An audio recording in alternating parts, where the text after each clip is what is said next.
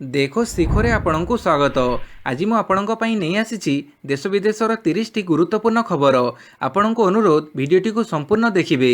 ଭଲ ଲାଗିଲେ ଏହାକୁ ଲାଇକ୍ ଓ ସେୟାର ନିଶ୍ଚୟ କରିବେ। ନମ୍ବର 1, ଫେବୃଆରୀରେ ହେବ ନାହିଁ ସିବିଏସ୍ଇ ଦଶମ ଦ୍ୱାଦଶ ବୋର୍ଡ଼ ପରୀକ୍ଷା, କହିଲେ ଶିକ୍ଷାମନ୍ତ୍ରୀ। ସିବିଏସ୍ଇ ଦଶମ ଦ୍ୱାଦଶ ଶ୍ରେଣୀ ବାର୍ଷିକ ବୋର୍ଡ଼ ପରୀକ୍ଷାକୁ ନେଇ ଅନିଶ୍ଚିତତା ଜାରି ରହିଛି। ଏପରିକି ଆସନ୍ତା ଫେବୃଆରୀ ମାସରେ ଏହି ପରୀକ୍ଷା ହେବାର ସମ୍ଭାବନା ନାହିଁ। ଏକଥା ସ୍ପଷ୍ଟ କରିଛନ୍ତି କେନ୍ଦ୍ର ଶିକ୍ଷାମନ୍ତ୍ରୀ ରମେଶ ପୋଖରିଆଲ ନିଶଙ୍କ। କାଲି ଏକ ୱେବିନାରରେ ଯୋଗଦେଇ ସେ କହିଛନ୍ତି ଯେ ବୋର୍ଡ଼ ପରୀକ୍ଷା ଘୁଞ୍ଚାଇବାକୁ ଛାତ୍ରଛାତ୍ରୀ ଓ ଅଭିଭାବକମାନେ ଅନୁରୋଧ କରୁଛନ୍ତି। ଦେଶରେ କୋଭିଡ୍ ସ୍ଥିତିକୁ ଦୃଷ୍ଟିରେ ରଖି ଆସନ୍ତା ଫେବୃଆରୀରେ ପରୀକ୍ଷା କରାଯିବ ନାହିଁ ବୋଲି ନିଷ୍ପତ୍ତି ନିଆଯାଇଛି। ପରୀକ୍ଷା କରାଯିବା ସମ୍ପର୍କରେ ନିଷ୍ପତ୍ତି ପରବର୍ତ୍ତୀ କାଳରେ ନିଆଯିବ ବୋଲି ସେ ସୂଚନା ଦେଇଛନ୍ତି। ସେ ଆହୁରି ମଧ୍ୟ ସ୍ପଷ୍ଟ କରିଦେଇଛନ୍ତି ଯେ ସିବିଏସ୍ଇ ଦଶମ ଓ ଦ୍ୱାଦଶ ବୋର୍ଡ଼ ପରୀକ୍ଷା ଅଫଲାଇନ୍ ମୋଡ୍ରେ ହିଁ ହେବ, କାରଣ ଅନେକ ପରୀକ୍ଷା କେନ୍ଦ୍ର ଗ୍ରାମାଞ୍ଚଳରେ ରହିଛି। ପରୀକ୍ଷା କୌଣସି ପରିସ୍ଥିତିରେ ବି ରଦ୍ଦ କରାଯିବ ନାହିଁ ବୋଲି ମନ୍ତ୍ରୀ ସ୍ପଷ୍ଟ କରିଦେଇଛନ୍ତି। ନମ୍ବର 2, ବ୍ରିଟେନ୍ ଫେରନ୍ତଙ୍କ ପାଇଁ ଏସ୍ଓପି ଜାରି କଲେ ରାଜ୍ୟ ସରକାର। ବ୍ରିଟେନ୍ରେ କୋଭିଡ୍ ଭାଇରସ୍ ଏବେ ନୂଆ ରୂପରେ ଦ୍ରୁତ ଗତିରେ ସଂକ୍ରମିତ କରୁଥିବାକୁ ଦୃଷ୍ଟିରେ ରଖି ରାଜ୍ୟ ସରକାର କାଲି ଷ୍ଟାଣ୍ଡାର୍ଡ ଅପରେଟିଂ ପ୍ରୋସିଜିଓର ଅର୍ଥାତ୍ ଏସ୍ଓପି ଜାରି କରିଛନ୍ତି। ସ୍ୱାସ୍ଥ୍ୟ ବିଭାଗର ଅତିରିକ୍ତ ମୁଖ୍ୟ ସଚିବ ପ୍ରଦୀପ୍ତ କୁମାର ମହାପାତ୍ର କାଲି ଏସ୍ଓପି ଜାରି କରି କହିଛନ୍ତି ଯେ ଗତ 14 ଦିନ ମଧ୍ୟରେ ବ୍ରିଟେନ୍ରୁ ଫେରିଥିବା ସମସ୍ତ ବ୍ୟକ୍ତି ସ୍ୱେଚ୍ଛାକୃତ ଭାବେ ଫର୍ମ ପୂରଣ କରିବେ। ବ୍ରିଟେନ୍ ଦେଇ ଅନ୍ୟ ସ୍ଥାନରୁ ଫେରିଥିବା ବ୍ୟକ୍ତିଙ୍କୁ ମଧ୍ୟ ଅନୁରୂପ ଭାବେ ଫର୍ମ ପୂରଣ କରିବାକୁ ପଡ଼ିବ। ବ୍ରିଟେନ୍ ଫେରନ୍ତଙ୍କୁ 14 ଦିନିଆ ସଙ୍ଗରୋଧରେ ରହିବାକୁ ନିର୍ଦ୍ଦେଶ ଜାରି ହୋଇଛି। ବ୍ରିଟେନ୍ ଫେରନ୍ତଙ୍କର ଟେଷ୍ଟ ପଜିଟିଭ୍ ଆସିଲେ ସେମାନେ ଇନଷ୍ଟିଚ୍ୟୁସନାଲ ଆଇସୋଲେସନରେ ରହିବେ। ଟେଷ୍ଟ ନେଗେଟିଭ୍ ଆସିଲେ 14 ଦିନିଆ ହୋମ୍ ଆଇସୋଲେସନରେ ରହିବାକୁ ମଧ୍ୟ ପରାମର୍ଶ ଦିଆଯାଇଛି। ନମ୍ବର 3, ପରୀକୁ ହତ୍ୟା ପରେ ମୃତଦେହ ସହ ଦୁଷ୍କର୍ମ କରିଥିଲା ସରୋଜ, କହିଲେ ଅରୁଣ ବୋଥ୍ରା। ପରୀକୁ ହତ୍ୟା କରିବା ପରେ ତା ମୃତଦେହ ସହିତ ଦୁଷ୍କର୍ମ କରିଥିଲା ଅଭିଯୁକ୍ତ ସରୋଜ ସେଠୀ। ଏଭଳି ଚାଞ୍ଚଲ୍ୟକର ତଥ୍ୟ ଦେଇଛନ୍ତି ଏସ୍ଆଇଟି ମୁଖ୍ୟ ଅରୁଣ ବୋଥ୍ରା। ମଙ୍ଗଳବାର ଏକ ସାମ୍ବାଦିକ ସମ୍ମିଳନୀରେ ବୋଥ୍ରା ଏହି ସୂଚନା ଦେବା ସହିତ ତାଙ୍କ 22 ବର୍ଷ ଚାକିରି କାଳରେ ଏହି ଘଟଣା ସବୁଠୁ ବିଭତ୍ସ ବୋଲି ସେ ଉଲ୍ଲେଖ କରିଛନ୍ତି। ଯୋଧପୁରର କୁନି ଝିଅ ପରୀ ହତ୍ୟା ମାମଲାରେ ଏସ୍ଆଇଟି ଉକ୍ତ ଗାଁର ସରୋଜ ସେଠୀକୁ ଗିରଫ କରିଛି। ସରୋଜ କେଉଁଭଳି ଭାବେ ଏହି ଜଘନ୍ୟ କାଣ୍ଡ ଘଟାଇଥିଲା ସେ ନେଇ ବୋଥ୍ରା କାଲି ସାମ୍ବାଦିକ ସମ୍ମିଳନୀରେ ଗଣମାଧ୍ୟମକୁ ସୂଚନା ଦେଇଛନ୍ତି। ପରୀକୁ ହତ୍ୟା କରିବା ପରେ ସରୋଜ ତା ସହିତ ଦୁଷ୍କର୍ମ କରିଥିବା ନେଇ ପୁଲିସ ଆଗରେ ସ୍ୱୀକାର କରିଛି ବୋଲି ବୋଥ୍ରା କହିଛନ୍ତି। ଘଟଣାର କୌଣସି ପ୍ରତ୍ୟକ୍ଷଦର୍ଶୀ ନାହାନ୍ତି। ସାଇଣ୍ଟିଫିକ୍ ପ୍ରମାଣକୁ ଭିତ୍ତି କରି ଅଭିଯୁକ୍ତଙ୍କୁ ଧରାଯାଇଛି। ତାକୁ ରିମାଣ୍ଡରେ ନିଆଯିବ। ଘଟଣାରେ ଆଉ କାହାର ସମ୍ପୃକ୍ତି ରହିଛି କି ନାହିଁ ତାହାର ତଦନ୍ତ କରାଯାଉଛି ବୋଲି ବୋଥ୍ରା କହିଛନ୍ତି। ନମ୍ବର 4, ବ୍ରିଟେନ୍ ଫେରନ୍ତା 13 ଯାତ୍ରୀ ପଜିଟିଭ୍ ଚିହ୍ନଟ, ଦେଶବ୍ୟାପୀ ସତର୍କତା ଜାରି। ବ୍ରିଟେନ୍ରେ ଦେଖାଦେଇଥିବା କୋଭିଡ୍ ଭୂତାଣୁର ପରିବର୍ତ୍ତିତ ପ୍ରକାରକୁ ନେଇ ସାରା ବିଶ୍ୱରେ ଆତଙ୍କ ପ୍ରକାଶ ପାଇଛି। ଭାରତ ସମେତ ପ୍ରାୟ 40ଟି ଦେଶ ବ୍ରିଟେନ୍କୁ ବିମାନ ଚଳାଚଳ ରଦ୍ଦ କରିଦେଇଛନ୍ତି। ତେବେ ବିମାନ ଚଳାଚଳ ବନ୍ଦ ହେବା ପୂର୍ବରୁ ଭାରତକୁ ଫେରିଥିବା ଯାତ୍ରୀମାନଙ୍କ ମଧ୍ୟରୁ ପ୍ରାୟ 13 ଜଣ ପଜିଟିଭ୍ ଥିବା ଜଣାଯାଇଛି। ଏକଥା ଜଣାପଡ଼ିବା ପରେ ସାରା ଦେଶରେ ସତର୍କତା ବଢ଼ାଇ ଦିଆଯାଇଛି। ତେବେ ପଜିଟିଭ୍ ଚିହ୍ନଟ ହୋଇଥିବା ଲୋକଙ୍କ ଶରୀରରେ ନୂଆ ପ୍ରକାରର ଭୂତାଣୁ ଅଛି ନା ନାହିଁ ତାହା ଏପର୍ଯ୍ୟନ୍ତ ସ୍ପଷ୍ଟ ହୋଇନାହିଁ। ପାଣିପାଗ ସୂଚନା, ଆଜିଠୁ 3 ଦିନ ହାଡ଼ଭଙ୍ଗା ଶୀତ, ସବୁ ଜିଲ୍ଲାପାଳଙ୍କୁ ଆଲର୍ଟ। ଆଜିଠୁ ଆସନ୍ତା 3 ଦିନ ପର୍ଯ୍ୟନ୍ତ ରାଜ୍ୟର ବିଭିନ୍ନ ଜିଲ୍ଲାରେ ପ୍ରବଳ ଶୀତଲହରୀ ଅନୁଭୂତ ହେବ। ଏଥିପାଇଁ କାଲି ସମସ୍ତ ଜିଲ୍ଲାପାଳ ଓ ମ୍ୟୁନିସିପାଲ କମିଶନରଙ୍କୁ ସତର୍କ ରହିବାକୁ ରାଜ୍ୟ ସରକାର ନିର୍ଦ୍ଦେଶ ଜାରି କରିଛନ୍ତି। ଆଜି ଅରେଞ୍ଜ ଓ ୟେଲୋ ୱାର୍ଣ୍ଣିଂ ଜାରି ହୋଇଥିବା ଜିଲ୍ଲାଗୁଡ଼ିକ ଯଥା ଅନୁଗୁଳ, ଢେଙ୍କାନାଳ, ଝାରସୁଗୁଡ଼ା, ସୁନ୍ଦରଗଡ଼, କଳାହାଣ୍ଡି ସମେତ ବରଗଡ଼, ମୟୂରଭଞ୍ଜ, ନବରଙ୍ଗପୁର, କନ୍ଧମାଳ, କୋରାପୁଟ, ସୋନପୁର, ବୌଦ୍ଧ, ବଲାଙ୍ଗୀର, ଦେବଗଡ଼, କଟକରେ ଲୋକମାନଙ୍କୁ ଶୀତରୁ ବର୍ତ୍ତିବା ପାଇଁ ଘର ଭିତରେ ରାତିରେ ରହିବା ନିମନ୍ତେ ପରାମର୍ଶ ଦିଆଯାଇଛି। ସେହିପରି 24 ତାରିଖରେ ଅନୁଗୁଳ, ଝାରସୁଗୁଡ଼ା, କଳାହାଣ୍ଡି ସମେତ ମୟୂରଭଞ୍ଜ, କୋରାପୁଟ, କନ୍ଧମାଳ, ବରଗଡ଼, ନବରଙ୍ଗପୁର, ଢେଙ୍କାନାଳ ଓ ସୁନ୍ଦରଗଡ଼ ଜିଲ୍ଲା ଏବଂ 25 ତାରିଖରେ ଅନୁଗୁଳ, ସୁନ୍ଦରଗଡ଼, ଝାରସୁଗୁଡ଼ା, କୋରାପୁଟ, କଳାହାଣ୍ଡି, କନ୍ଧମାଳ, ମୟୂରଭଞ୍ଜ ଓ ବରଗଡ଼ ଜିଲ୍ଲା ନିମନ୍ତେ ୟେଲୋ ୱାର୍ଣ୍ଣିଂ ଜାରି ହୋଇଛି। ରାତିରେ ଦୁଇଚକିଆ ଯାନ ଓ ଖୋଲା କାରରେ ଯାତାୟାତ ନ କରିବାକୁ ପରାମର୍ଶ ଦିଆଯାଇଛି। ନମ୍ବର 6, ଚାଷୀ ମିଶନ ଶକ୍ତି ଓ ଏମ୍ଏସ୍ଏମ୍ଇକୁ ଋଣ ପ୍ରଦାନ ତ୍ୱରିତ କରିବାକୁ ମୁଖ୍ୟମନ୍ତ୍ରୀଙ୍କ ନିର୍ଦ୍ଦେଶ। ଚାଷୀ ମିଶନ ଶକ୍ତି ସଦସ୍ୟ କ୍ଷୁଦ୍ର ଅଣୁ ମଧ୍ୟମ ଶିଳ୍ପକୁ ଋଣ ପ୍ରଦାନ ବ୍ୟବସ୍ଥା ତ୍ୱରାନ୍ୱିତ କରିବାକୁ ମୁଖ୍ୟମନ୍ତ୍ରୀ ନବୀନ ପଟ୍ଟନାୟକ ଦେଇଛନ୍ତି ନିର୍ଦ୍ଦେଶ। ଜିଲ୍ଲାପାଳ ବ୍ୟାଙ୍କ ଅଧିକାରୀଙ୍କ ସହ ମୁଖ୍ୟମନ୍ତ୍ରୀ ସମୀକ୍ଷା କରିବା ସହ ଯେଉଁ ଜିଲ୍ଲାଗୁଡ଼ିକରେ ଋଣ ପ୍ରଦାନ ବିଳମ୍ବିତ ହୋଇଛି ତାହାକୁ ତୁରନ୍ତ ପ୍ରଦାନ କରିବା ଓ ଧାର୍ଯ୍ୟ ଲକ୍ଷ୍ୟ ପୂରଣ ନିମନ୍ତେ ପରାମର୍ଶ ଦେଇଛନ୍ତି। ମୁଖ୍ୟମନ୍ତ୍ରୀ କହିଛନ୍ତି ରାଜ୍ୟର ଲକ୍ଷ ଲକ୍ଷ ଚାଷୀ, ମିଶନ ଶକ୍ତି ଗୋଷ୍ଠୀ ଓ କ୍ଷୁଦ୍ର ଓ ମଧ୍ୟମ ଶିଳ୍ପ ଉଦ୍ୟୋଗୀମାନଙ୍କର ବର୍ତ୍ତମାନ ଋଣ ହେଉଛି ପ୍ରଥମ ଆବଶ୍ୟକତା। ଋଣ ପାଇଲେ ହିଁ ସେମାନେ ନିଜ ଗୋଡ଼ରେ ହିଁ ଠିଆ ହୋଇପାରିବେ ଏବଂ ଆମର ଅର୍ଥନୀତି ମଧ୍ୟ ଗତିଶୀଳ ହୋଇପାରିବ। ଆମେ ସେମାନଙ୍କୁ ପୂର୍ଣ୍ଣ ପ୍ରାଣରେ ସାହାଯ୍ୟ କରିବା ଆବଶ୍ୟକ। ନମ୍ବର 7, ଜାଲ୍ ପ୍ରମାଣପତ୍ର ଦାଖଲକୁ ଅଦାଲତ ଅବମାନନା ଭାବେ ବିଚାର କରାଯିବ, କହିଲେ ହାଇକୋର୍ଟ। ଜାଲିଆତି ଓ ମିଛ ପ୍ରମାଣପତ୍ର ଉପସ୍ଥାପନକୁ ଅଦାଲତ ଅବମାନନା ବୋଲି ଧରିବାକୁ ପଡ଼ିବ। ଏହାକୁ ନ୍ୟାୟ ବ୍ୟବସ୍ଥାରେ ହସ୍ତକ୍ଷେପ ଭାବେ ଗ୍ରହଣ କରାଯିବ ଏବଂ ଏହା ଆଇନ ପ୍ରତି ମଧ୍ୟ ଅପମାନ। ଜାମିନ ପାଇଁ ଜାଲ ମେଡିକାଲ ସାର୍ଟିଫିକେଟ ଦାଖଲ ପ୍ରସଙ୍ଗରେ ଶୁଣାଣି କରି ହାଇକୋର୍ଟର ବିଚାରପତି ଜଷ୍ଟିସ ସଙ୍ଗମ କୁମାର ସାହୁଙ୍କୁ ନେଇ ଗଠିତ ଖଣ୍ଡପୀଠ ଏପରି ରାୟ ଦେବା ସହିତ ଜାମିନ ଆବେଦନକୁ ଖାରଜ କରିଛନ୍ତି। ଆବେଦନକାରୀଙ୍କ ଜାମିନ ପାଇଁ ଜାଲ ନଥିପତ୍ର ସହ ସତ୍ୟପାଠ ଦାଖଲ କରିଥିବା ବ୍ୟକ୍ତିଙ୍କୁ ଏହି ମାମଲାରେ କାରଣ ଦର୍ଶାଇବାକୁ ଖଣ୍ଡପୀଠ ନିର୍ଦ୍ଦେଶ ଦେବା ସହିତ ହାଇକୋର୍ଟରେ ଦାଖଲ ଅନ୍ତରୀଣ ଜାମିନ ଆବେଦନ ନଥିପତ୍ର ଓ କଟକ ଡିସିପିଙ୍କ ରିପୋର୍ଟର ନକଲ ସମ୍ପୃକ୍ତ ବ୍ୟକ୍ତିଙ୍କୁ ପ୍ରଦାନ କରିବାକୁ ମଧ୍ୟ ନିର୍ଦ୍ଦେଶ ଦେଇଛନ୍ତି। ନମ୍ବର 8 କୃଷି ଆଇନ ପ୍ରତ୍ୟାହାର ପାଇଁ ରକ୍ତରେ ଚିଠି ଲେଖିଲେ ଆନ୍ଦୋଳନରତ ଚାଷୀ। ନୂତନ କୃଷି ଆଇନ ପ୍ରତ୍ୟାହାର ଦାବିରେ ଆନ୍ଦୋଳନରତ କୃଷକମାନେ କାଲି ସେମାନଙ୍କ ରକ୍ତରେ ପ୍ରଧାନମନ୍ତ୍ରୀ ନରେନ୍ଦ୍ର ମୋଦିଙ୍କୁ ଏକ ଚିଠି ଲେଖି ନୂତନ ଚାଷ ଆଇନ ରଦ୍ଦ କରିବାକୁ ଦାବି କରିଛନ୍ତି। ଆନ୍ଦୋଳନସ୍ଥଳୀ ଦିଲ୍ଲୀର ସିଙ୍ଗୁ ସୀମାରେ ଆୟୋଜିତ ଏକ ଶିବିରରେ ରକ୍ତଦାନ କରିଥିବା ଆନ୍ଦୋଳନରତ କୃଷକ ଗୋଷ୍ଠୀ ସେମାନଙ୍କ ରକ୍ତରେ ପ୍ରଧାନମନ୍ତ୍ରୀ ମୋଦିଙ୍କ ନିକଟକୁ ଲେଖିଥିବା ପତ୍ରରେ କହିଛନ୍ତି ଯେ ଚାଷ ଆଇନ ବିରୋଧରେ ବିରୋଧ ପ୍ରଦର୍ଶନ କରିବାକୁ ସେମାନେ ପ୍ରଧାନମନ୍ତ୍ରୀଙ୍କୁ ରକ୍ତରେ ଏହି ଚିଠି ଲେଖିଛନ୍ତି। ପତ୍ରରେ ଆନ୍ଦୋଳନକାରୀ କୃଷକମାନେ ପ୍ରଧାନମନ୍ତ୍ରୀ ନରେନ୍ଦ୍ର ମୋଦିଙ୍କ ଉଦ୍ଦେଶ୍ୟରେ ଲେଖିଛନ୍ତି, ଶୁଭ ସକାଳ ନରେନ୍ଦ୍ର ମୋଦିଜୀ, ଆମେ ନିଜ ରକ୍ତରେ ଏହି ଚିଠି ଲେଖୁଛୁ। ତୁମେ ଆମ ଦେଶର ପ୍ରଧାନମନ୍ତ୍ରୀ। ଆମ ଭୋଟ ଦ୍ୱାରା ନିର୍ବାଚିତ ହୋଇ ଏହି 3ଟି ଆଇନ ପ୍ରଣୟନ କରି କୃଷକମାନଙ୍କ ସହ ବିଶ୍ୱାସଘାତକତା କରିଛ।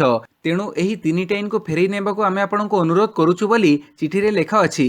ନମ୍ବର 9 ସାଂସଦ ଓ ବିଧାୟକମାନେ ଲୋକଙ୍କୁ ପଢ଼େଇବେ ସଡ଼କ ସୁରକ୍ଷାର ପାଠ। ଏଣିକି ଦେଶର ସାଂସଦ ଓ ବିଧାୟକମାନେ ଲୋକମାନଙ୍କୁ ପଢ଼େଇବେ ସଡ଼କ ସୁରକ୍ଷାର ପାଠ। କେନ୍ଦ୍ର ସଡ଼କ ପରିବହନ ରାଜମାର୍ଗ ମନ୍ତ୍ରଣାଳୟ ସୂତ୍ର ଅନୁସାରେ ପ୍ରତ୍ୟେକ ବର୍ଷ ଆୟୋଜନ କରାଯାଉଥିବା ସଡ଼କ ସୁରକ୍ଷା ସପ୍ତାହ ପରିବର୍ତ୍ତେ ଗୋଟିଏ ମାସ ମିଶନ ସଡ଼କ ସୁରକ୍ଷା କାର୍ଯ୍ୟକ୍ରମ ରୂପେ ପାଳନ କରାଯିବ। 18 ଜାନୁଆରୀରୁ 17 ଫେବୃଆରୀ ମଧ୍ୟରେ ପୃଥକ ବିଭାଗର ନିର୍ଦ୍ଦେଶକ ସେମାନଙ୍କର ଟିମ୍ ସମାରୋହର ଆୟୋଜନ କରିବେ। ଜାନୁଆରୀ 20 ଓ 25 ତାରିଖରେ ସମସ୍ତ ଜିଲ୍ଲାମାନଙ୍କରେ ସାଂସଦ ଓ ବିଧାୟକମାନେ ୱାକାଥନ କରିବେ, ଯେଉଁଥିରେ ସାମିଲ ହୋଇଥିବା ଲୋକମାନଙ୍କୁ ସଡ଼କ ସୁରକ୍ଷାର ମହତ୍ତ୍ୱ ଉପରେ ସେମାନେ ଅବଗତ କରାଇବେ। ୱାକାଥନରେ ଡାକ୍ତର ଓ ପୋଲିସ କର୍ମଚାରୀମାନେ ଯୋଗ ଦେବେ। ଜାନୁଆରୀ 18ରୁ 19ରେ ସଡ଼କ ସୁରକ୍ଷା ଅଭିଯାନ କାର୍ଯ୍ୟକ୍ରମକୁ ବିଧିବଦ୍ଧ ଭାବେ କେନ୍ଦ୍ର ସଡ଼କ ପରିବହନ ରାଜମାର୍ଗ ମନ୍ତ୍ରୀ ନୀତିନ ଗଡ଼କରୀ ଶୁଭାରମ୍ଭ କରିବେ। ଏତଦ୍‌ବ୍ୟତୀତ ସଡ଼କ ସୁରକ୍ଷା କ୍ଷେତ୍ରରେ ଉତ୍କୃଷ୍ଟତା କାର୍ଯ୍ୟ ପାଇଁ ରାଜ୍ୟ ତଥା ଏନ୍‌ଜିଓ ଗୁଡ଼ିକୁ ପୁରସ୍କୃତ କରାଯିବାର କାର୍ଯ୍ୟକ୍ରମ ରହିଛି। ନମ୍ବର 10 କୋଭିଡ୍ ଟିକାକରଣ ପାଇଁ ପ୍ରସ୍ତୁତ ରହିବାକୁ ଜିଲ୍ଲାପାଳମାନଙ୍କୁ ନିର୍ଦ୍ଦେଶ। କୋଭିଡ୍ ଟିକାକରଣ ପାଇଁ ପ୍ରସ୍ତୁତ ରହିବାକୁ ଜିଲ୍ଲାପାଳମାନଙ୍କୁ କାଲି ରାଜ୍ୟ ସରକାର ନିର୍ଦ୍ଦେଶ ଦେଇଛନ୍ତି। କୋଭିଡ୍ ସମ୍ବନ୍ଧୀୟ ସଚେତନତାର ବ୍ୟାପକ ପ୍ରସାର ସହ ଟିକାକରଣ ପାଇଁ ସମୁଚିତ ପଦକ୍ଷେପ ନେବାକୁ ମଧ୍ୟ କହିଛନ୍ତି। ସ୍ୱାସ୍ଥ୍ୟ ବିଭାଗର ଅତିରିକ୍ତ ମୁଖ୍ୟ ସଚିବ ପ୍ରଦୀପ୍ତ କୁମାର ମହାପାତ୍ର କାଲି ଭିଡ଼ିଓ କନଫରେନ୍ସିଂ ମାଧ୍ୟମରେ କୋଭିଡ୍ ଟିକାକରଣ ଷ୍ଟିୟରିଂ କମିଟି ବୈଠକରେ ଜିଲ୍ଲାପାଳମାନଙ୍କୁ ଟିକାକରଣ କାର୍ଯ୍ୟ ନିମନ୍ତେ ଜିଲ୍ଲା ଓ ବ୍ଲକ ସ୍ତରରେ ବ୍ୟାପକ ବ୍ୟବସ୍ଥା କରିବାକୁ ପରାମର୍ଶ ଦେଇଛନ୍ତି। ଟିକାକରଣ କାର୍ଯ୍ୟରେ ନିୟୋଜିତ ଥିବା କର୍ମଚାରୀମାନଙ୍କୁ ଠିକ୍ ଭାବେ ତାଲିମ ଦେବା ଓ ଆବଶ୍ୟକ ପଡ଼ିଲେ ବିଭିନ୍ନ ବ୍ଲକ ଗୁଡ଼ିକୁ ଯାଇ ସମୁଚିତ ପଦକ୍ଷେପର ପ୍ରସ୍ତୁତିକୁ ଅନୁଧ୍ୟାନ କରିବାକୁ ମଧ୍ୟ ପରାମର୍ଶ ଦେଇଛନ୍ତି। ନମ୍ବର 11 ଜାନୁଆରୀରୁ ବଢ଼ିବ ଗାଡ଼ି ଦାମ। ଗାଡ଼ି ତିଆରିରେ ବ୍ୟବହାର ହେଉଥିବା ଇସ୍ପାତ, ଆଲୁମିନିୟମ ଓ ପ୍ଲାଷ୍ଟିକ୍ ଭଳି ସାମଗ୍ରୀର ଦାମ ବୃଦ୍ଧି ପାଇଥିବାରୁ କମ୍ପାନୀଗୁଡ଼ିକ ଜାନୁଆରୀରୁ ବିଭିନ୍ନ ମଡେଲର ଦାମ ବଢ଼ାଇବା ପାଇଁ ନିଷ୍ପତ୍ତି ନେଇଛନ୍ତି। ଟାଟା ମୋଟର୍ସ ପକ୍ଷରୁ ବାଣିଜ୍ୟିକ ଯାନଗୁଡ଼ିକର ଦାମ ବୃଦ୍ଧି କରାଯିବ। କେଉଁ ମଡେଲର ଦାମ କେତେ ବଢ଼ିବ ତାହା ଜଣାପଡ଼ି ନାହିଁ। ଛୋଟ ବଡ଼ ଆକୃତିର ବାଣିଜ୍ୟିକ ଯାନଠାରୁ ଆରମ୍ଭ କରି ବସ୍ ପର୍ଯ୍ୟନ୍ତ ସବୁ ପ୍ରକାର ଗାଡ଼ିର ଦାମ ବଢ଼ାଇବ ଟାଟା ମୋଟର୍ସ। ବିଳାସପୂର୍ଣ୍ଣ କାର ନିର୍ମାତା BMW ମଧ୍ୟ ଆସନ୍ତା ମାସରୁ ବିଭିନ୍ନ ମଡେଲର ଦାମ 2% ପର୍ଯ୍ୟନ୍ତ ବଢ଼ାଇବ। ଦୁଇଚକିଆ ଯାନ ନିର୍ମାତା ଭାବେ ହିରୋ ମୋଟରକର୍ପ ମଧ୍ୟ ବିଭିନ୍ନ ମଡେଲର ଦାମ 1500 ଟଙ୍କା ପର୍ଯ୍ୟନ୍ତ ବଢ଼ାଇବା ବିଷୟରେ ଘୋଷଣା କରିଛି। ନମ୍ବର 12 ଶ୍ରୀ ରାମଚନ୍ଦ୍ର ଭଞ୍ଜଦେଓଙ୍କ ନାମରେ ହେବ ଉତ୍ତର ଓଡ଼ିଶା ବିଶ୍ୱବିଦ୍ୟାଳୟ।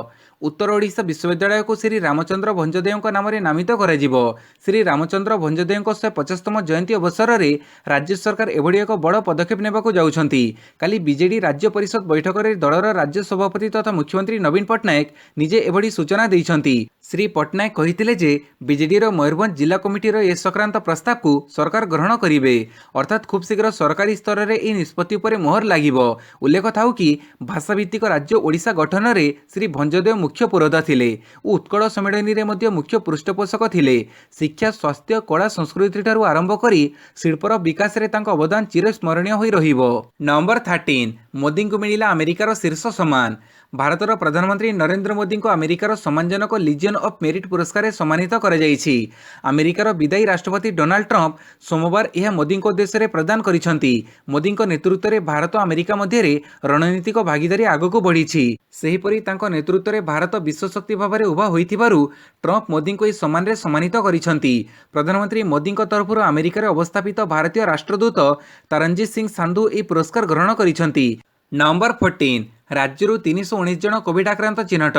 କାଲି ରାଜ୍ୟରୁ 319 ଜଣ କୋଭିଡ୍ ଆକ୍ରାନ୍ତ ଚିହ୍ନଟ ହୋଇଛନ୍ତି।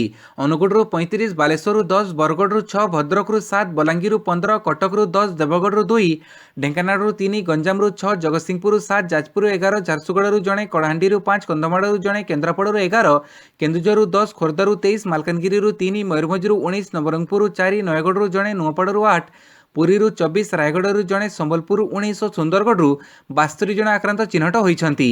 ଏବେ ରାଜ୍ୟରେ 3063ଟି ସକ୍ରିୟ ମାମଲା ରହିଛି। ନମ୍ବର 15, 30 ଦିନ ମଧ୍ୟରେ ସେବା ନ ଯୋଗାଇଲେ ବିଦ୍ୟୁତ୍ କମ୍ପାନୀ ବିରୋଧରେ କଡ଼ା କାର୍ଯ୍ୟାନୁଷ୍ଠାନ।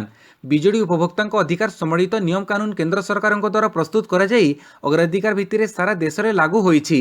ଏହି ନିୟମର କାର୍ଯ୍ୟକାରିତା ଦ୍ୱାରା ନୂତନ ବିଦ୍ୟୁତ୍ ସଂଯୋଗ ପାଇଁ ଆଗ୍ରହୀ ଉପଭୋକ୍ତାଙ୍କ ଆବଶ୍ୟକ ସ୍ଥଳେ ସେମାନଙ୍କ ଦେୟ ଫେରସ୍ତ ଏବଂ ଅନ୍ୟାନ୍ୟ ସେବା ପାଇଁ ନିର୍ଦ୍ଧାରିତ ସମୟସୀମା ଓ ବ୍ୟବସ୍ଥାବଳୀ ଧାର୍ଯ୍ୟ କରାଯାଇଛି। ଏହି ନିୟମକୁ ଜାଣିଶୁଣି ଅବଜ୍ଞା କଲେ କିମ୍ବା ଉପଭୋକ୍ତାଙ୍କ ଅଧିକାରକୁ ଉଲ୍ଲଂଘନ କରାଗଲେ ସେବା ପ୍ରଦାନକାରୀ ସଂସ୍ଥାଙ୍କ ବିରୋଧରେ ଦଣ୍ଡବିଧାନ କରାଯିବ। ନୂଆ ନିୟମ ମୁତାବକ ନୂଆ ସଂଯୋଗ ପାଇଁ ମେଟ୍ରୋ ସିଟିଗୁଡ଼ିକରେ ଆବେଦନର 7 ଦିନ, ଅନ୍ୟାନ୍ୟ ମ୍ୟୁନିସିପାଲିଟି ଅଞ୍ଚଳରେ 15 ଦିନ ଏବଂ ଗ୍ରାମାଞ୍ଚଳରେ 30 ଦିନ ମଧ୍ୟରେ ସମ୍ପୃକ୍ତ ଆବଣ୍ଟନକାରୀ କମ୍ପାନୀକୁ ସେବା ଯୋଗାଇ ଦେବାକୁ ପଡ଼ିବ। ଯଦି ସେବା ନ ଯୋଗାଇବେ ତେବେ ବିଦ୍ୟୁତ୍ କମ୍ପାନୀ ବିରୋଧରେ କଡ଼ା କାର୍ଯ୍ୟାନୁଷ୍ଠାନ ଗ୍ରହଣ କରାଯିବ। ନମ୍ବର 16, 110 କିଲୋମିଟର ବେଗରେ ପଛକୁ ଗଡ଼ିଲା ମାଲବାହୀ ଟ୍ରେନ୍, 4 ବଗି ଲାଇନଚ୍ୟୁତ। ବିମଳଗଡ଼ ରେଲୱେ ୟାର୍ଡ ପାଖରେ କାଲି ସନ୍ଧ୍ୟାରେ ବଡ଼ ଧରଣର ଟ୍ରେନ୍ ଦୁର୍ଘଟଣା ଘଟିଛି। ମାଲବାହୀ ଟ୍ରେନ୍ ରୋଲ୍ ହୋଇଯିବାରୁ 24 କିଲୋମିଟର ପର୍ଯ୍ୟନ୍ତ ପଛକୁ ଗଡ଼ି ଆସିଥିଲା। ଟ୍ରେନ୍ର ବେଗ ମାତ୍ରାଧିକ ଥିବାରୁ ଏହାକୁ ଆୟତ୍ତ କରାଯାଇ ପାରିନଥିଲା। ତେଣୁ ଟ୍ରେନ୍ ବିମଳଗଡ଼ ରେଲୱେ ୟାର୍ଡ ପାଖରେ ଅଟକିବା ପରେ ଶେଷ 4ଟି ବଗି ଲାଇନଚ୍ୟୁତ ହୋଇଯାଇଛି। ଲୁହପଥର ନେଇ ଏକ ମାଲବାହୀ ଟ୍ରେନ୍ ବରସୁଆଁରୁ ରାଉରକେଲା ଅଭିମୁଖେ ବାହାରିଥିଲା। ଟ୍ରେନ୍ ବରସୁଆଁ ଛାଡ଼ିବାର କିଛି ସମୟ ପରେ ପ୍ରାୟ 110 କିଲୋମିଟର ବେଗ ଧରିଥିଲା।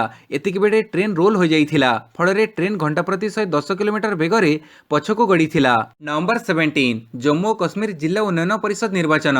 ଜମ୍ମୁ ଓ କାଶ୍ମୀର ଜିଲ୍ଲା ଉନ୍ନୟନ ପରିଷଦ ନିର୍ବାଚନରେ ନ୍ୟାସନାଲ୍ କନଫରେନ୍ସ ଓ ପିଡିପିକୁ ନେଇ ଗଠିତ ଗୁପକର ମେଣ୍ଟକୁ ବିପୁଳ ସଫଳତା ମିଳିଛି। ଏପର୍ଯ୍ୟନ୍ତ ମିଳିଥିବା ଫଳାଫଳ ଅନୁସାରେ 280ଟି ଆସନରୁ ଗୁପକର ମେଣ୍ଟ 114ଟିରେ ଆଗୁଆ ଅଛି କିମ୍ବା ଜିତିଛି। ସେହିପରି ବିଜେପି 70ଟି ଆସନରେ ଜିତିଛି କିମ୍ବା ଆଗୁଆ ରହିଛି। କଂଗ୍ରେସ 23ଟି ଆସନରେ ଜିତିଛି କିମ୍ବା ଆଗୁଆ ରହିଛି। ଗତ ନଭେମ୍ବର 28ରୁ ଡିସେମ୍ବର 19 ମଧ୍ୟରେ 8ଟି ପର୍ଯ୍ୟାୟରେ ଏହି ନିର୍ବାଚନ ଅନୁଷ୍ଠିତ ହୋଇଥିଲା। 57 ଲକ୍ଷ ଯୋଗ୍ୟ ଭୋଟରଙ୍କ ମଧ୍ୟରୁ ପ୍ରାୟ 51% ଭୋଟ ଦେଇଥିଲେ। ଗତବର୍ଷ ଜମ୍ମୁ ଓ କାଶ୍ମୀରରୁ ଧାରା 370 ଉଚ୍ଛେଦ ପରେ ଏହା ଥିଲା ପ୍ରଥମ ନିର୍ବାଚନ। ଫଳରେ ଏହି ନିର୍ବାଚନର ବେଶ୍ ଗୁରୁତ୍ୱ ରହିଛି। ନମ୍ବର 18, କ୍ୟାମେରା ଆଗରେ କୋଭିଡ୍ ଟିକା ନେଲେ ଜୋ ବାଇଡେନ୍। ଆମେରିକାର ନବନିର୍ବାଚିତ ରାଷ୍ଟ୍ରପତି ଜୋ ବାଇଡେନ୍ ମହାମାରୀକୁ ମାତ ଦେବା ପାଇଁ ଟିକାର ପ୍ରଥମ ଡୋଜ୍ ନେଇଛନ୍ତି। ବାଇଡେନ୍ ଟିକା ନେବା ବେଳେ ଏହାର ସିଧା ପ୍ରସାରଣ କରାଯାଇଛି। ଲୋକଙ୍କ ଭିତରେ ଟିକା ପ୍ରତି ବିଶ୍ୱାସ ସୃଷ୍ଟି କରିବା ପାଇଁ ବାଇଡେନ୍ ସର୍ବସମ୍ମୁଖରେ ଟିକା ନେଇଥିବା ଜଣାପଡ଼ିଛି। ଏବେ ଆମେରିକାରେ ଜରୁରୀକାଳୀନ ଭିତ୍ତିରେ ଟିକାକରଣ କରାଯାଉଛି। ଆସନ୍ତା ବର୍ଷଠାରୁ ଦେଶର ବିଭିନ୍ନ ପ୍ରାନ୍ତରେ ସମୂହ ଟିକାକରଣ ଆରମ୍ଭ ହେବ। ଏହା ପୂର୍ବରୁ ଦେଶର ପରବର୍ତ୍ତୀ ରାଷ୍ଟ୍ରପତି ଜୋ ବାଇଡେନ୍ ଏହାର ଡୋଜ୍ ଗ୍ରହଣ କରି ସମସ୍ତଙ୍କୁ ସକାରାତ୍ମକ ବାର୍ତ୍ତା ଦେବାକୁ ଚାହିଁଛନ୍ତି। ପ୍ରଥମ ପର୍ଯ୍ୟାୟରେ ସେ ଫାଇଜର ପ୍ରସ୍ତୁତ କରିଥିବା କୋଭିଡ୍ ଟିକା ନେଇଛନ୍ତି। ନମ୍ବର 19, ଏକାମ୍ର ଯୋଜନାରେ ଥଇଥାନ ହେବେ ଉଠା ଦୋକାନୀ। ଲିଙ୍ଗରାଜ ମନ୍ଦିର ନିକଟରୁ ବିସ୍ଥାପିତ ହୋଇଥିବା ଉଠ ଦୋକାନୀଙ୍କୁ ଥଇଥାନ କରାଯିବ। ଭେଣ୍ଡିଂ ଜୋନ୍ ଜରିଆରେ ସେମାନଙ୍କୁ ଦୋକାନ ଗୃହ ଯୋଗାଇ ଦିଆଯିବ। ବିଏମ୍ସି ଜମି ଯୋଗାଇବାକୁ ଥିବାବେଳେ ଉକ୍ତ ଜମିରେ ଓବିସିସି ଦୋକାନ ଗୃହ କରି ସମ୍ପୃକ୍ତ ଦାବିଦାରଙ୍କୁ ହସ୍ତାନ୍ତର କରିବ। ଏଥିପାଇଁ ପ୍ରସ୍ତୁତି ଆରମ୍ଭ ହୋଇଥିବା ବିଏମ୍ସି ପକ୍ଷରୁ ସୂଚନା ମିଳିଛି। ସୂଚନା ଅନୁସାରେ ଏହି ଭେଣ୍ଡିଂ ଜୋନ୍ ପାଇଁ ଆବଶ୍ୟକ ଜମି ଅଧିଗ୍ରହଣ ହୋଇସାରିଛି। ଏବେ ଜମି ସମତୁଲ କାର୍ଯ୍ୟ କରାଯାଉଛି। ପ୍ରତ୍ୟେକ ବ୍ୟବସାୟୀଙ୍କୁ କେତେ ପରିମାଣର ଜମିରେ ଦୋକାନ ଘର ଯୋଗାଇ ଦିଆଯିବ ସେ ଦିଗରେ ବିଚାର ବିମର୍ଶ ଚାଲିଛି। ନମ୍ବର 20, ନୂଆ ପ୍ରଜାତିର କୋଭିଡ୍ ଭୂତାଣୁ ଭାରତରେ ଏପର୍ଯ୍ୟନ୍ତ ଚିହ୍ନଟ ହୋଇନାହିଁ, କହିଲା ସ୍ୱାସ୍ଥ୍ୟ ମନ୍ତ୍ରଣାଳୟ। କୋଭିଡ୍-19 ଭୂତାଣୁର ପରିବର୍ତ୍ତିତ ପ୍ରଜାତି ଏପର୍ଯ୍ୟନ୍ତ ଭାରତରେ ଚିହ୍ନଟ ହୋଇନାହିଁ। ଲଣ୍ଡନରେ ଚିହ୍ନଟ ହୋଇଥିବା ଏହି ଭୂତାଣୁ ଦ୍ରୁତ ଗତିରେ ସଂକ୍ରମିତ ହେଉଛି। କିନ୍ତୁ ଏହାଦ୍ୱାରା ଆମ ଦେଶରେ ତିଆରି ହୋଇଥିବା ଟିକା କୌଣସି ପ୍ରକାରରେ ପ୍ରଭାବିତ ହେବ ନାହିଁ ବୋଲି ନୀତି ଆୟୋଗର ସଦସ୍ୟ ଡକ୍ଟର ଭିକେ ପଲ୍ କହିଛନ୍ତି। କେନ୍ଦ୍ର ସ୍ୱାସ୍ଥ୍ୟ ମନ୍ତ୍ରଣାଳୟ ପକ୍ଷରୁ ଆୟୋଜିତ ସାମ୍ବାଦିକ ସମ୍ମିଳନୀରେ ସେ କହିଛନ୍ତି ଯେ ନୂଆ କୋଭିଡ୍ ଭୂତାଣୁ ଆସିବା ପରେ ମୃତ୍ୟୁହାର ବୃଦ୍ଧି ପାଇଥିବା ଦେଖାଯାଇ ନାହିଁ। ଏଣୁ ଏହାକୁ ନେଇ ସେତେଟା ଆତଙ୍କିତ ହେବାର ଆବଶ୍ୟକତା ନାହିଁ। ତେବେ ଆମକୁ ସତର୍କ ରହିବାକୁ ହେବ। ନମ୍ବର 21, ଅଲିଗଡ଼ ମୁସଲିମ ବିଶ୍ୱବିଦ୍ୟାଳୟ ହେଉଛି ମିନି ଇଣ୍ଡିଆ, କହିଲେ ମୋଦି। ମଙ୍ଗଳବାର ଦିନ ଅଲିଗଡ଼ ମୁସଲିମ ବିଶ୍ୱବିଦ୍ୟାଳୟର ଶତବାର୍ଷିକୀ ଉତ୍ସବରେ ପ୍ରଧାନମନ୍ତ୍ରୀ ନରେନ୍ଦ୍ର ମୋଦି ଯୋଗ ଦେଇଥିଲେ। ଏହି ସମୟରେ ପ୍ରଧାନମନ୍ତ୍ରୀ ନରେନ୍ଦ୍ର ମୋଦି ଏଠାରେ ଏକ ସ୍ୱତନ୍ତ୍ର ଡାକ ଟିକେଟ୍ ଜାରି କରିବା ସହିତ ଛାତ୍ରଛାତ୍ରୀଙ୍କୁ ଉଦ୍ବୋଧନ ଦେଇଥିଲେ। ମୋଦି ତାଙ୍କ ଅଭିଭାଷଣରେ କହିଛନ୍ତି ଯେ ଯାହା ବି ଦେଶରେ ଅଛି ତାହା ଉପରେ ସମସ୍ତ ନାଗରିକଙ୍କର ଅଧିକାର ଅଛି ଏବଂ ସମ୍ବିଧାନରେ ନାଗରିକଙ୍କୁ ଯାହା ବି ଅଧିକାର ଦିଆଯାଇଛି ତାହା ମିଳିଛି। ମୋଦି କହିଛନ୍ତି ଯେ ଅଲିଗଡ଼ ମୁସଲିମ ବିଶ୍ୱବିଦ୍ୟାଳୟ ଲକ୍ଷ ଲକ୍ଷ ଯୁବକ ମଧ୍ୟରେ ନୂତନ ଚିନ୍ତାଧାରା सृष्टि करिछि। अलीगढ़ मुस्लिम विश्वविद्यालय एक मिनी इंडिया अछि जोठारे उर्दू हिंदी अरबिक संस्कृत शिक्षा दिया जाउछि। प्रधानमंत्री कहिसेंति जे एठारे इस्लाम विषय कर जाइथिबा गवेषणा जोगु इस्लामिक देशमानक सहित भारतर भल संपर्क अछि। नंबर 22 महामारी भୟରେ सेंसेक्स धराशायी निवेशक हरिले 7 लाख कोटी। ब्रिटेन रे कोविड नुआ रूपांतरित भूताणु को नहीं सारा विश्व आतंकित हो पड़िथिया बेले निवेशक माने मध्य भयभीत हो पड़िछंती। आगकू स्थिति बिगड़िबार आशंका थिबारु बॉम्बे स्टॉक बाजार रे काली अधिकांश निवेशक निज पाखरे थिबा शेयर गुडी को बिकिबा आरंभ करथिले। कारबार आरंभ हेबा बेडकू 47,000 पॉइंट स्तर अतिक्रम करथिबा सेंसेक्स कारबार शेष बेडकू 1407 पॉइंट ह्रास पाई 45,553 पॉइंट रे बंद होईछि। सेंसेक्स रे होइथिबा बड़ धरणर ह्रास प्रभाव रे निवेशक माने काली प्राय 7 लाख कोटी टंकार क्षति सहिछंती। नेशनल स्टॉक एक्सचेंज निफ्टी मध्य काली 432 पॉइंट ह्रास पाई 13,328 पॉइंट रे बंद होईछि। नंबर 23 शरद पवारଙ୍କ सह कथा हेले ममता। बीजेपी नेतृत्वाधीन एनडीए सरकार और पश्चिमबंगर क्षमतासीन टीएमसी मध्य क्षमता युद्ध तीव्र होबार लागिछि। केंद्र सरकार निज क्षमतार अपव्यवहार करी अण बीजेपी शासित राज्यगुड़िक अस्थिरता सृष्टि करने को चाहुथिबा विरोधी अभियोग मध्य करुछंती। एसबु भितर पश्चिमबंग मुख्यमंत्री सोमवार एनसीपी सुप्रीमो शरद पवारଙ୍କ सह कथा होइछंती। बीजेपी मिशन बेंगल को नहीं चिंतारे थिबा ममता केमिति एहाकु काउंटर करिवे से विषय शरद पवारଙ୍କ सह परामर्श देइथिबा जणा पड़िछि। आगामी दिन में अन्य जातीय नेतांक सह मध्य उभय आलोचना करिवे। दरकार पड़िले शरद पवार बेंगल गस्त मध्य करिवे बोली से सूचना देइछंती। नंबर 24 एणिकी व्हाट्सएप वेब रे उपलब्ध हेबो ऑडियो और वीडियो कॉलिंग सुविधा। व्हाट्सएप वेब व्यवहार करुथिबो व्यवहारकारीଙ୍କ ପାଇଁ खुशी खबर। व्हाट्सएप रे ऑडियो वीडियो कॉलिंग सुविधा थिबा बेले खूब शीघ्र वेब व्हाट्सएप व्यवहारकारीଙ୍କ ପାଇଁ ମଧ୍ୟ ଏହି ସୁବିଧା ଉପଲବ୍ଧ କରିବାକୁ ଯାଉଛି कंपनी। ଫଳରେ ଏଣିକି ଡେସ୍କଟପ୍ ସ୍କ୍ରିନରେ ଅଡିଓ ଭିଡିଓ କଲ୍ କରିପାରିବେ ବ୍ୟବହାରକାରୀ। କିଛି ହ୍ୱାଟ୍ସଆପ୍ ବିଟା ବ୍ୟବହାରକାରୀଙ୍କ ପାଇଁ ଚାଟ୍ ୱିଣ୍ଡୋରେ ଅଡିଓ ଭିଡିଓ କଲ୍ର ବିକଳ୍ପ ଦେଖିବାକୁ ମିଳିସାରିଲାଣି। ଗତ କିଛି ଦିନ ହେବ ଡେସ୍କଟପ୍ ହ୍ୱାଟ୍ସଆପ୍ ବ୍ୟବହାରକାରୀଙ୍କ ଚାଟ୍ ହେଡ୍ରେ ଅଡିଓ କଲିଂ ଦେଖିବାକୁ ମିଳିଛି। ନମ୍ବର 25 कटक जगतपुर में नकली सीमेंट कारखाना ठाब चिंता बढ़ी नकली सामग्री। कटक रे गोटे पर गोटे नकली कारखाना सामना को आसुची। प्रथमे टमाटो सॉस परे मसला नकली घी गुटखा काली कटक चांदबाली रास्तार जगतपुर ठारे नकली सीमेंट कारखाना ठाब कर विशेष सूत्रु खबर पाई जगतपुर थाना पुलिस उक्त कारखाना रे चढ़ऊ जारी रखी। चढ़ऊ समय मेसीन समेत विपुल परिमाणर सीमेंट नामीदामी कंपनीर पैकेजिंग बैग जबत कर जनक अटक रखी। कारखाना 4 ରୁ 5 वर्ष धरी एठारे एभड़ी कारबार कर जाउथबा बेले एथिरे एकाधिक लोकंकर संपृक्ति रहिछि। नंबर 26 सोनारे छाउणी हेबो सोमनाथ मंदिर। सोमनाथ मंदिर ट्रस्ट मंदिर रे लागिथिबो 1400 कलश को सोना प्रलेप देवको निष्पत्ति नेइछि। 2021 वर्ष शेष सुधा मंदिरर समस्त कलश को सोना छाउणी रे परिणत करिवार कार्य समाप्त हेबो। वर्तमान पर्यंत प्राय 500 जन लोक ई पदक्षेप पई दान करिसंती। सोमनाथ मंदिरर उच्चता प्राय 155 फुट होइथिया बेले मंदिर को नाट्य मंडप जगमोहन एवं गर्भगृह भावे 3 भाग रे विभक्त कर जाइछि। नंबर 27 आईपीएल 14 रे 8 दल 2022 रु नुआ फ्रांचाइज। मात्र 4 मास पर खेला आईपीएल 14 रे वर्तमान 8 दल ही अंशग्रहण करेंगे। वर्धित दल निष्पत्ति 2022 संस्करण को लागू हेबो। वर्तमान 8 दल खेलुवा बेले 2022 रु यह 10 को वृद्धि पाइबो। एथिलागी योजना प्रस्तुत होईछि। नुआ दल पई 2021 फेब्रुआरी रु एप्रिल मध्य नीलाम प्रक्रिया हेबो बोली सूचना मिलिछि।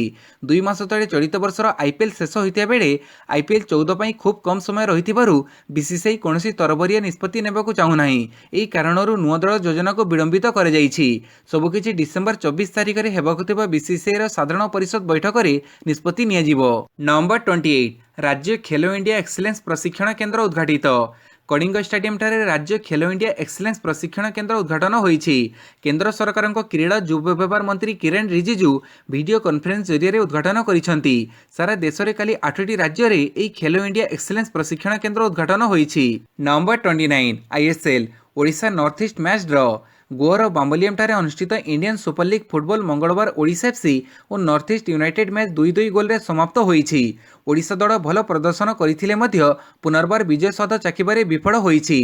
नंबर 30 पाकिस्तान को सांत्वनामूलक विजय। प्रथम 2टी मैच रे न्यूजीलैंड ठारू परास्त होइतिबा पाकिस्तान तृतीय तथा अंतिम टी20 मुकाबला रे हासिल करिछि सांत्वनामूलक विजय। अन्य पक्षरे पराजय सत्वे घरे न्यूजीलैंड दल टी20 सीरीज को 2-1 रे जीति नेइछि। प्रथमे बैटिंग करितिबा न्यूजीलैंड दल पूरा 20 ओवर रे 7 विकेट हरई 163 रन करिथिला। टीम पाकिस्तान 19.4 ओवर रे 6 विकेट हरई 177 रन करी मैच जीति नेइछि। वीडियोटी को संपूर्ण देखिथिबारु बहुत बहुत धन्यवाद।